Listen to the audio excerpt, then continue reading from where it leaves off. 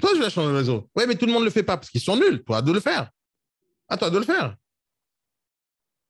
Donc, les méthodes marketing que toi, tu as envie ou que toi, tu crois, imagine que tout ce que je te dis, ça te plaît. Tu dois les appliquer. Peu importe où tu bosses. Maintenant, comme ça va être difficile pour toi de créer ta propre façon de travailler parce que tu n'as pas la carte professionnelle, tu es obligé de travailler dans un réseau, choisis les réseaux. Il y a plus de 1500 réseaux immobiliers en France.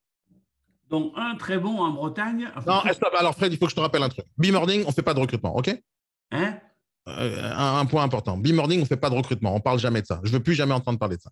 Ni Ah, maintenant, d'accord. ni jamais. Ah oui, non, mais tu as raison, tu as raison, Non, tu as raison. jamais, jamais, jamais. Parce qu'il y a des gens de plusieurs réseaux différents et j'ai pas envie que le patron, j'ai pas envie de venir. Autant pour moi. Voilà. La dernière fois, tu l'as fait, j'ai oublié de te le dire, mais là, tu le refais. Mais oui, tu aurais dû, tu aurais dû. Ah, j'ai oublié, j'ai zappé, j'étais occupé à autre chose. Donc, jamais de recrutement en B-Morning, ni dans tous les événements que je fais. Maintenant, le recrutement, si quelqu'un a envie de venir vers vous, ben, il viendra. Et si moi j'ai envie de les inciter, je les inciterai. Là, ce que je dis à Mélène, c'est barre-toi de là où tu es. Je ne lui ai pas dit viens travailler ailleurs. Mais parce qu'elle a le droit de choisir. Enfin, il y a plusieurs gens de plein de réseaux différents qui viennent régulièrement au bureau. Et j'ai pas envie que les gens aient peur de venir au bureau ou que le patron ait peur d'envoyer ses négociateurs parce qu'il a peur de se faire inciter à travailler ailleurs. Donc, c'est pour ça que je fais ça. C'est pas pour t'empêcher de parler, mais l'idée, c'est t'inquiète pas, tu sais, Fred, si jamais quelqu'un a envie de bosser chez Imo West et il vous voit bosser, il viendra tout seul, hein, sur le principe. Hein. Donc, mais il faut juste pas le faire. Sinon, c'est pas. Non, c'est pas fair play, d'accord. C'est pas fair play, surtout, ça peut faire foirer mon business. Tu comprends? Pour plusieurs raisons. Je te donne un exemple. Hein.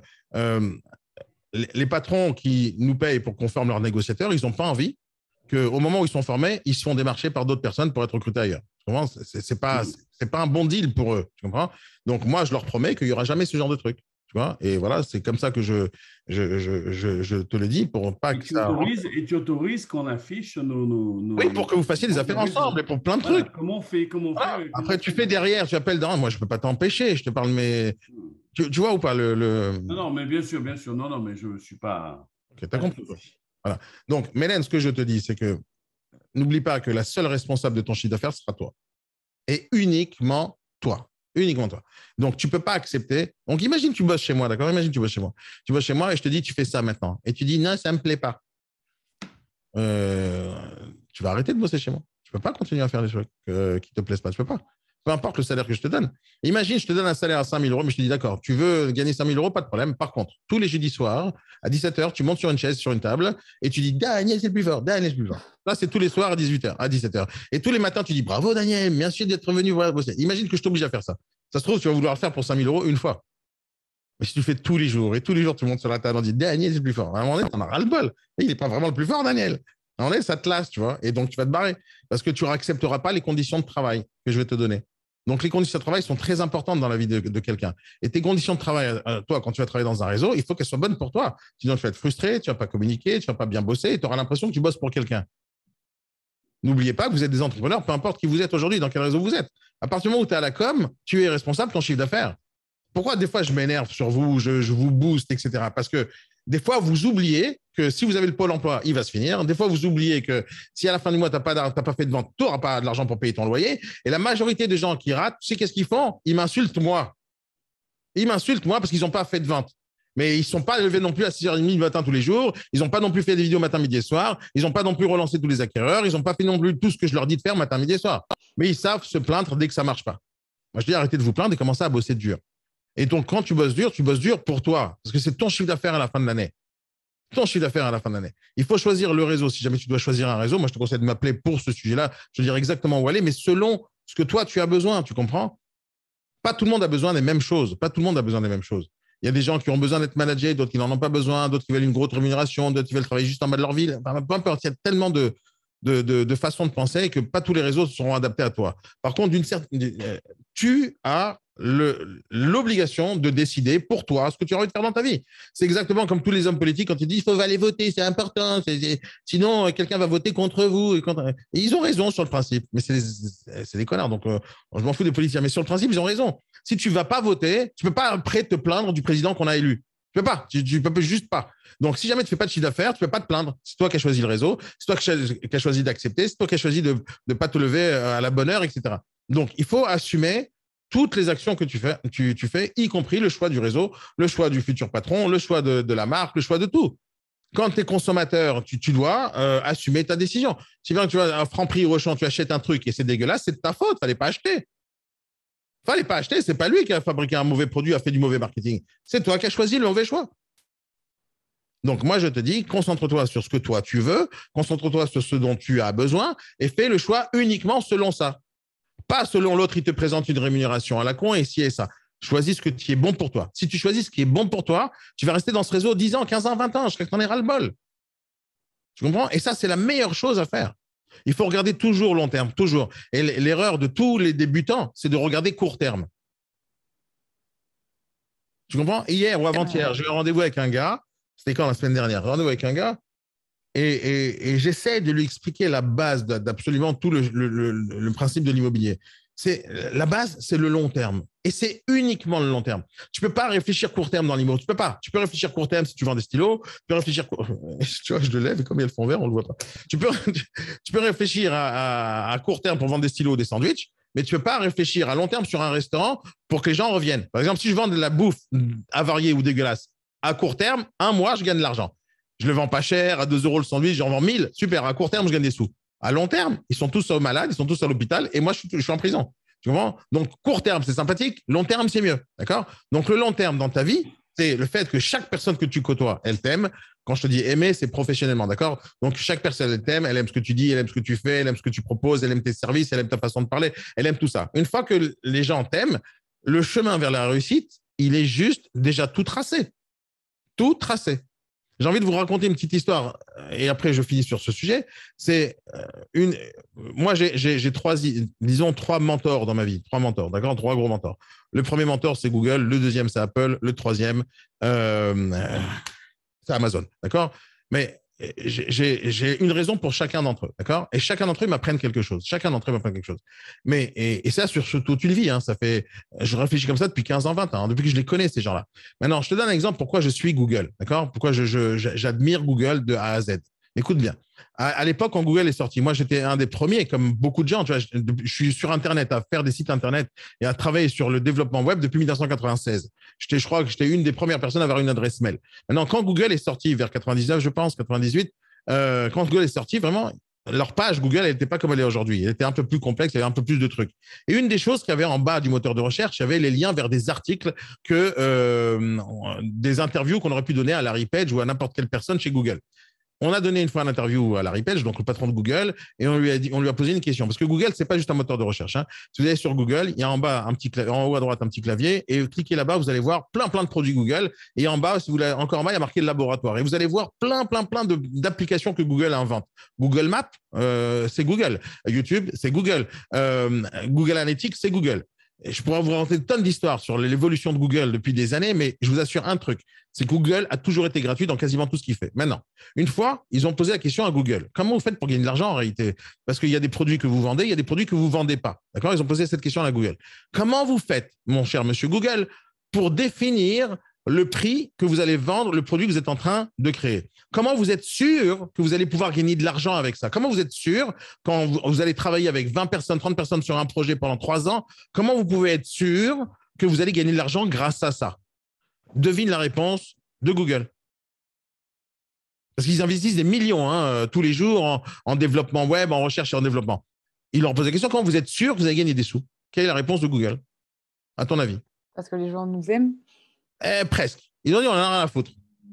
On n'en a rien à foutre de si on va gagner de l'argent ou pas. Et le mec, le journaliste, il dit, mais c'est pas possible, monsieur. Comment vous pouvez dire un truc pareil? Vous pouvez pas ne pas en avoir rien à faire. Il dit, si, on s'en fout totalement. Mais alors, comment vous faites pour gagner des sous? Nous, on a une seule et unique philosophie. Écoute bien la philosophie de Google. Et depuis, c'est ma philosophie. Hein. Je suis pas très intelligent, moi. Hein. J'ai juste copié les plus grands. D'accord? Et leur philosophie, elle est simple. On s'en fout de combien d'argent on va gagner. La seule chose qui nous préoccupe, c'est que le produit soit parfait. Si le produit est parfait, on est sûr que ça va se vendre. Tu comprends la réponse ou pas? Tu la piges, la réponse? Tu as compris la réponse ou pas? Par rapport à nous. Oui, si je te l'ai dit, c'est parce que tu dois l'appliquer pour toi. Ouais, c'est pour ça. Est-ce que tu as compris la réponse? Je travaille à nous, non. Je t'explique. Non, mais est-ce que tu as compris la réponse déjà de Google? C'est-à-dire qu'on s'en fout combien d'argent on va gagner. La seule chose qui nous intéresse, c'est d'avoir un produit parfait. Si le produit est parfait, il va se vendre, c'est sûr. Tu comprends la réponse ou pas? Bah, même dans quel monde on a un produit parfait? Oublie l'extrapolation, je vais t'aider à extrapoler, d'accord? Mais est-ce que tu as compris la réponse de Google? C'est qu'ils sont sûrs de gagner de l'argent s'ils fabriquent le produit parfait. Tu comprends ça? Ça, oui, je comprends ça. Ok, tu comprends l'idée. Maintenant, comment tu l'extrapoles dans ta vie? Sois parfaite, point à la ligne. Tu es sûr de gagner de l'argent si tu es parfaite. Maintenant, personne n'est parfait. Mais parfait en quoi?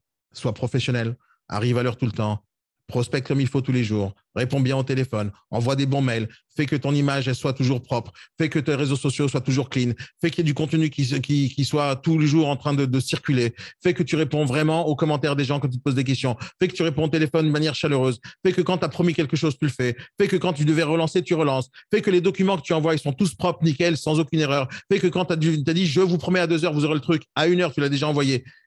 Sois parfait dans ton travail. Sois parfait. Alors, je ne suis pas parfait, personne n'est parfait, personne ne sera jamais parfait, mais il faut tendre vers la perfection, tu comprends? C'est-à-dire faire toujours tous les efforts nécessaires pour que les choses marchent. Moi, je fais 50 millions d'erreurs par jour, je t'assure, Mélène, donc je ne suis pas en train de me vanter, je suis parfait. Mais dans ma tête à moi, mes intentions, elles sont toujours dans l'état d'esprit de faire le mieux possible, d'accord? Le mieux possible. Le mieux possible par rapport à mes compétences, mes capacités, mon envie, mon intellect, tout ce que tu veux, mais le mieux possible. C'est-à-dire, moi, je ne supporterais pas que quelqu'un me dise, tu aurais pu faire mieux. Tu vois, le truc, la note la plus pourrie dans un classeur, dans un comment on appelle ça, dans un bulletin scolaire, c'est peut mieux faire. Pourquoi peut mieux faire? Moi, je mettrais des claques à mon fils si on me dit peut mieux faire. Mais je ne mettrai pas des claques, parce que mon fils, il fait toujours autant qu'il peut. Tu comprends? Et c'est ça qui m'intéresse, moi. Fais le mieux que tu peux. Le mieux que tu peux au max. Tu fais le mieux que tu peux. Il n'y a aucune raison que quelqu'un va se plaindre de toi. Quand les gens sur Nadal hier, parce que c'était comme ça, c'est ce qui me revient à la tête, quand Nadal, il perd des points, on l'applaudit quand même, parce qu'il a couru sur toutes les balles, bordel. Il a couru, il est parti comme ça. Il fait l'essuie-glace matin, midi, soir, parce que l'autre, il le malmène. Mais il se bat sur chaque seconde du match. Et c'est ça qui rend fier les gens, c'est ça qui rend fou les gens. C'est le fait que tu fasses ton mieux possible, même si tu échoues, tu gagnes. Même si tu échoues, tu gagnes. Parce que les gens vont te respecter, tu comprends? Donc, comment tu appliques ce système? Et c'est comme ça que j'applique cette réponse de Google. C'est j'essaye de tout faire pour que mes produits soient les meilleurs possibles. Peu importe le produit que je donne, peu importe. Maintenant, le produit, quand tu penses produit immobilier, tu dis, ah, c'est le bien, mais moi, je ne peux pas changer le produit, le bien. Mais ce n'est pas le produit, le bien. Le bien, ce n'est pas le produit. Ça, c'est le produit que l'acheteur veut acheter. Mais quand il passe par toi, c'est toi le produit. C'est toi qui dois être parfaite. Tu comprends? Donc, si jamais tu passes ta journée à réfléchir à comment tu peux perfectionner ton travail, comment tu peux perfectionner ton discours, comment tu peux perfectionner tes mails, comment tu peux perfectionner tes vidéos, comment tu peux perfectionner ta négociation, comment tu peux perfectionner ta prospection, comment tu peux perfectionner tes visites, etc., etc., ton juridique. À partir du moment où dans ta tête, c'est uniquement je vais apprendre pour améliorer et me perfectionner, tu n'as aucune chance de rater dans ta vie. Tu n'as aucune chance de rater, tu comprends? Le seul facteur qui va te faire rater, c'est que tu prennes trop de temps pour perfectionner les choses. Trop de temps. Il faut aller vite dans la perfection. Il faut aller, encore une fois, le mot perfection, ça n'existe pas, mais il faut aller vite vers l'apprentissage pour s'améliorer. Vite. Vite à l'action et vite faire. Vite faire. Il faut vite faire et bien. Il ne faut pas dire ouais, vite fait, c'est mal fait. Non, tu fais bien et tu fais vite. Tu fais bien, tu fais vite. Mais c'est ça qui va te faire réussir dans la vie, d'être parfaite. Tu ne seras jamais parfaite, je ne serai jamais parfait, mais il faut aller tendre vers ça. Tendre vers ça. Et c'est ça qui va te faire gagner des sous. C'est ça qui va te faire gagner des sous, c'est ça qui va te faire gagner de la notoriété, c'est ça qui va te faire gagner des recommandations, c'est ça. On ne recommande pas des merdeux, tu comprends? On ne recommande pas des nazes, on recommande des bons. Tu veux réussir dans ta vie, sois la meilleure, point à la ligne. Tu es la meilleure, on vient vers toi. Donc, comment tu appliques le truc de Google? Sois juste parfaite. Sois juste parfaite. Et tu n'auras aucun doute sur tes futurs revenus. Parce que ce que je te dis, ce n'est pas que dans l'immobilier, Mélène. C'est dans tous les domaines. Dans le travail, on est d'accord. Dans tous les domaines. Non, même pas que le monde du travail. Tu veux être. Je n'ai pas envie de te donner des conseils sur le coup parce que je ne suis pas un bon exemple là-dessus. Mais tu veux être. Enfin, je peux te donner un exemple là-dessus. Tu veux garder ton couple à l'infini, sois parfait. J'étais pas parfait. Tu vois, je n'étais pas parfait. Alors, ça ne marche pas. Alors, ça ne marche pas. Maintenant, tu peux être parfait, l'autre, il peut ne pas être parfait. Donc, tu appliques ça dans tout. Tu veux être un bon papa, sois papa parfait. C'est tout. Tu dois chercher à tendre vers la perfection. Et c'est normal qu'à la fin, ça échoue quand tu ne cherches pas à tendre vers ça. Alors, tu fais des erreurs, tu peux corriger. Des fois, tu ne peux pas corriger sur place. Tu corriges plus tard. Mais il faut corriger. Il faut corriger. Toi, tu es juste au début de ta vie. Juste passe ton temps à chercher à améliorer tout ce que tu sais. Tout ce que tu sais, tu dois l'améliorer. Tu as vu quelque chose, tu sais faire quelque chose, comment je peux faire mieux? Comment je peux faire mieux? Tu fais quelque chose aujourd'hui qui tu penses qui ne te ramène pas des résultats, pose la question, pourquoi ça ne m'amène pas assez de résultats? Toute ta vie, c'est une recherche constante de l'amélioration de ce que tu sais faire. Et ça passe par l'apprentissage, par les compétences, par le remplir le cerveau. Je te le dis, vous ne me croyez jamais, mais je passe mon temps en podcast, en vidéo YouTube à regarder et à apprendre des choses. Je ne suis pas en train de regarder des nanas à poil, je suis en train d'essayer d'apprendre des trucs. Et ça, c'est tous les jours, toute ma vie. Le week-end, quand j'ai rien à faire, ou je suis fatigué, je mets YouTube et je travaille sur un petit paperasse et je regarde des trucs et j'apprends. Il y a des gens, des chaînes YouTube où je regarde non-stop. Avant le B-Morning, j'étais en train de regarder 2 vidéos sur des exercices de muscu que je compte faire ce soir à 19h à la salle de gym. C'est tout. Ma vie, elle est comme ça. Je pense réellement que c'est l'objectif de la vie de chacun, de chercher à s'améliorer et d'arriver à ce qu'on a envie d'être. Je pense que c'est ça le but de la vie. Maintenant, qu'est-ce que tu as envie d'être, Mélène? Et je t'assure une chose, si tu arrêtes de penser à si tu vas gagner de l'argent et tu commences à penser comment je vais améliorer ce que je fais déjà, tu gagneras de l'argent. Il n'y a pas de problème de gagner des sous quand tu es bon. Il n'y a pas de problème. Et tu peux faire n'importe quoi dans n'importe quel domaine. Imagine, tu fais juste le lavage de carreaux des voitures sur la rue et tu demandes 1 euro à chaque fois que tu nettoies. D'accord? Tu peux être nul à ça comme tu peux être bon à ça. Moi, quand j'ai débuté dans ma vie, j'étais serveur dans une salle de fête où il y avait des mariages. Serveur. Écoute, c'est une vérité absolue ce que je te raconte, c'est une vraie vie. Hein. Tous les serveurs, on était 5, 10, ça dépend les soirées, combien de personnes. Tous les serveurs, on leur donnait 2 tables. Et chaque table, il y avait 10 personnes. Et donc, on n'était pas payé. On avait un salaire, on n'était pas payé. On avait des pourboires en plus. Mais ce n'est pas un restaurant. Donc, il n'y a pas des commandes. Il faut juste amener les plats à table, amener les boissons, nettoyer les tables, etc. Donc, on n'est pas vraiment en contact avec les clientèles. Et donc, la majorité du temps, les serveurs qui travaillaient dans les salles de fête faisaient 0 pourboire. Et quand ils avaient des pourboires, c'est quelqu'un qui lui donne, tiens, prends 5 euros, voilà, juste pour te faire plaisir. Mais sur le principe, les gens ne donnaient pas de pourboire. Maintenant, moi, j'ai dit, je ne peux pas travailler comme ça avec ce SMIC à la con et ne pas faire de pourboire ici. D'accord? Au début, les premiers mois, je regardais comment les gens bossaient. Chacun, on leur donnait 2 tables. Et j'ai commencé à travailler comme tout le monde avec 2 tables. Okay, et je travaillais vite. Et d'un coup, moi, j'ai toujours. C'est là-bas que j'ai compris, en fait, quand j'ai commencé à être serveur, après j'étais barman, j'ai compris que j'avais le sens du commerce parce que j'allais vers les gens. C'est à ce moment-là que j'ai compris que j'étais à l'aise avec les gens. Tu vois, c'est à ce moment-là. Mais au début, je ne savais pas. Et donc, comment je commençais à travailler avec les 2 tables, d'un coup, je commençais à être souriant avec eux. Et quand je voyais une nana, je dis, ah, vous voulez que je vous prépare un petit cocktail sympathique? Ah, vous êtes avec votre mari? Allez, je vais vous faire un truc sympathique de couple. Et à chaque fois, je leur parlais dans l'oreille. Et quand ils me demandaient un truc qui n'avait pas dans le menu, j'essayais de leur trouver un truc dans le frigo, leur faire un petit truc. J'étais pas du tout obligé de faire ça. Mais à chaque fois, je faisais l'effort en plus qu'aucun autre serveur ne faisait. Et bien, devine quoi?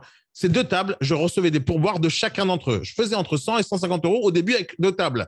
J'ai dit, c'est un bon business, ça. Comme tous les soirs, on leur donnait à chacun 2 tables. Moi, j'ai dit à la manager, je dis, moi, je veux pas 2 tables, j'en veux 4. Parce que je veux multiplier mes revenus, tu comprends? Il dit, mais personne dans ce pays ne gère 4 tables. Moi, j'ai dit, moi, je vais gérer 4 tables. Et tu vas voir comment je vais faire.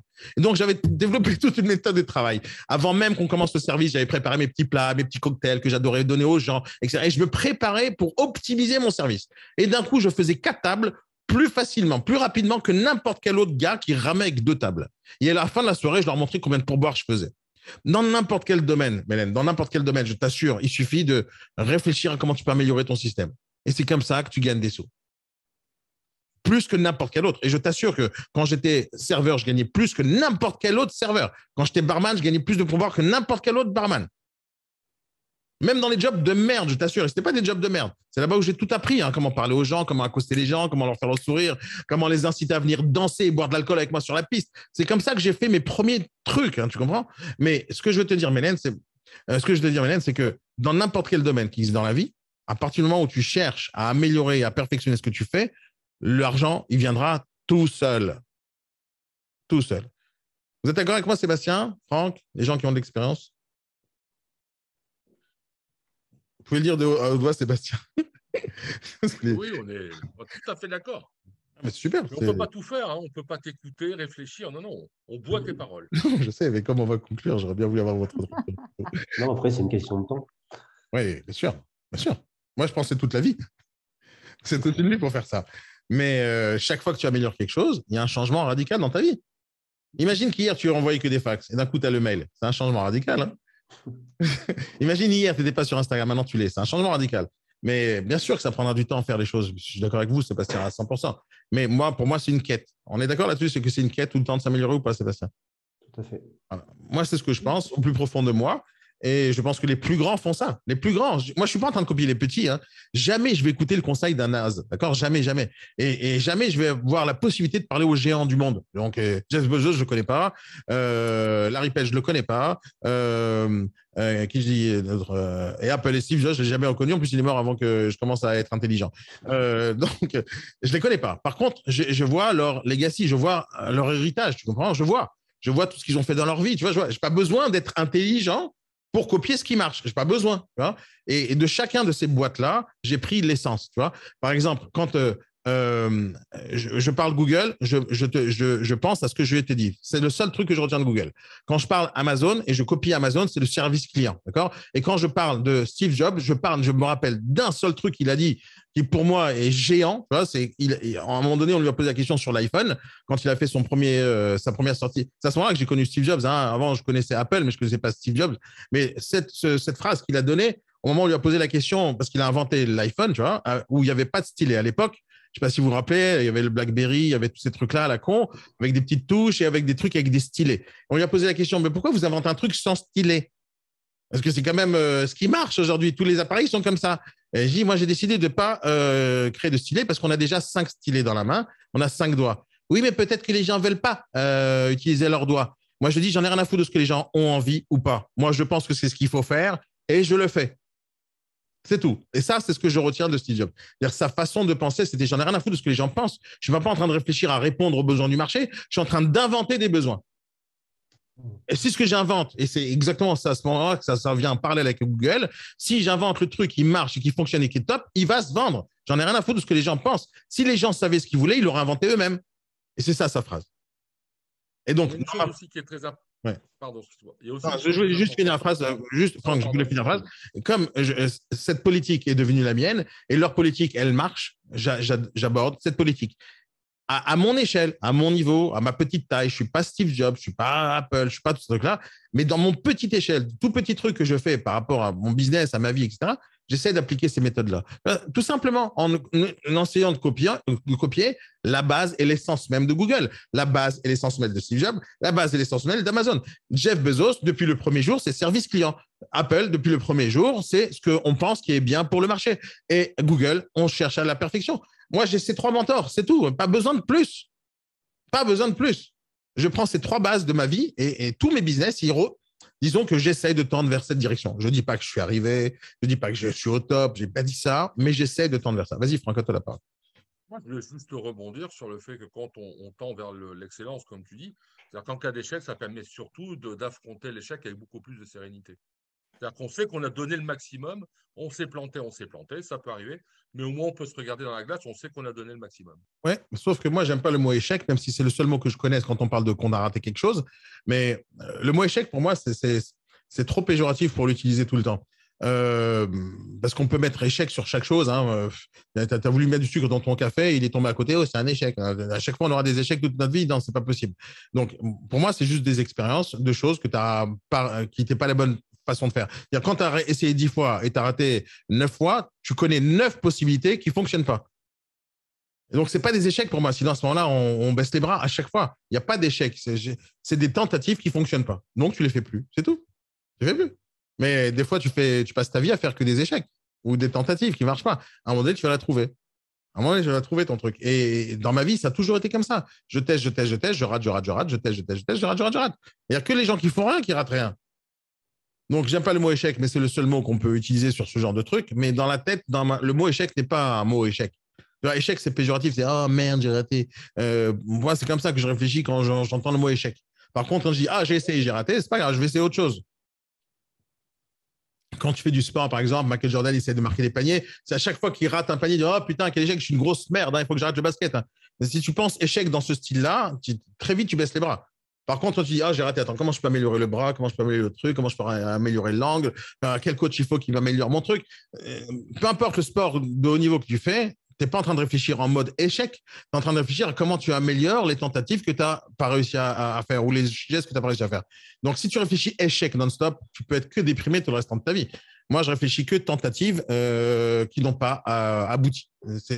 Dans ma tête, c'est la traduction de mot échec. Voilà, c'est une traduction que j'ai dans ma tête et je n'essaie pas de mettre ça en mode péjoratif parce que ça peut désespérer tout le monde. Tu vois, je joue avec mon fils au basket et je suis 1000 fois plus fort que lui. Ça fait 20 ans que je joue au basket.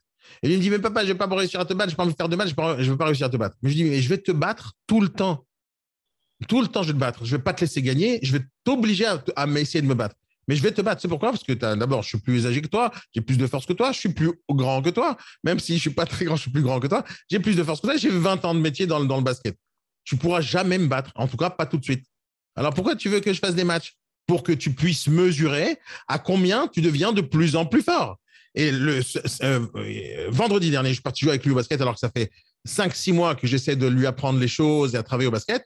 Et on a fait un match ce week-end et c'était serré parce qu'il est jeune, hein, il court beaucoup plus vite que moi. Donc, même si je marque des bons poignets, je cours moins vite et moins longtemps que lui. Et à la fin, il arrive à monter parce que je ne joue pas non plus très, très fort avec lui, mais il a réussi à gagner 11-13. J'ai gagné 11-13, mais il a gagné 11 points. Il a marqué des bons paniers, il a fait des bons dribbles, il a fait des trucs.